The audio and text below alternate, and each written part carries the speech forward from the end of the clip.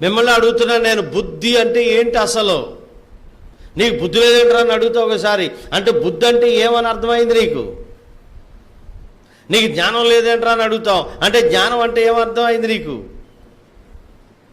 మా ఆవిడకు బుద్ధి లేదని అంటాడు, అంటే బుద్ధి అంటే ఏమని అర్థమైంది?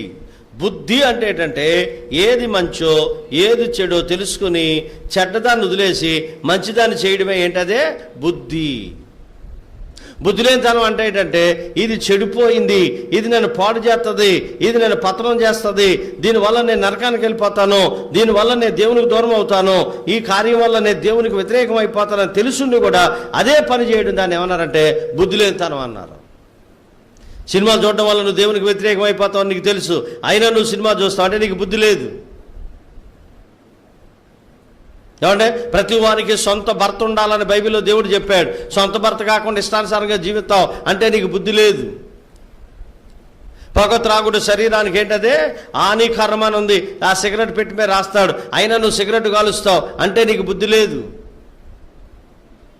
మందు తాగడం వల్ల లివర్ చెడిపోద్దని తెలుసు, అయినా నువ్వు మందు తాగుతావు అంటే నీకు బుద్ధి లేదు. వేళ బుద్ధి వచ్చిన వాళ్ళు ఎంతమంది ఉన్నారు ఇందులో? బుద్ధిగా బతికే వాళ్ళు ఎంతమంది ఉన్నారు ఇందులో? బుద్ధిగా నడిచేవాళ్ళు ఎంతమంది ఉన్నారు ఇందులో? బుద్ధిగా ప్రవర్తించే వాళ్ళు ఎంతమంది ఉన్నారు ఇందులో? బుద్ధున్న వాళ్ళు శరీరాన్ని కప్పుకుంటారు. బుద్ధున్న స్త్రీలైనా పురుషులైనా శరీరాన్ని ఏం చేస్తారు చెప్పండి? కప్పుకుంటారు.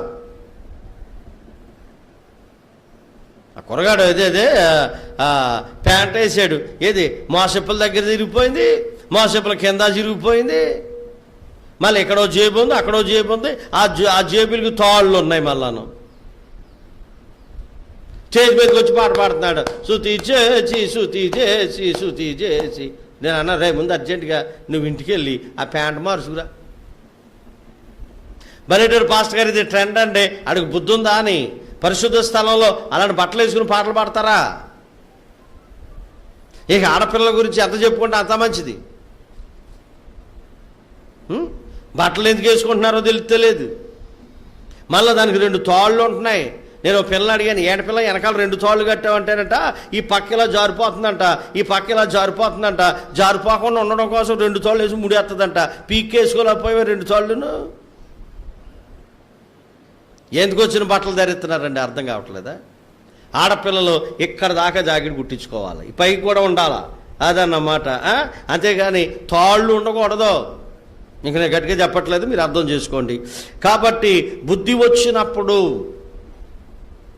మీ ఎవరికైనా బుద్ధి వచ్చిందా అని, అసలు నీకు బుద్ధి ఉంటే అక్రమ జీవితం జీవిస్తావా అని, నీకు బుద్ధి ఉంటే నీకు పిల్లలు ఉన్నారు, నీకు సంసారం ఉంది, నీకు జ్ఞానం ఉంది అనుకున్నప్పుడు అవినీతి పనులు చేయగలుగుతావా అని, నీకు బుద్ధి ఉంటే మందు తాగుతావా అని, నీకు జ్ఞానం ఉంటే సినిమాలు చూస్తావా అని. ఎంతమంది విశ్వాసులకు బుద్ధి వచ్చింది ఈ దినాల్లో? ఎంతమంది విశ్వాసులు బుద్ధిగా నడుస్తున్నారు ఈ దినాల్లో?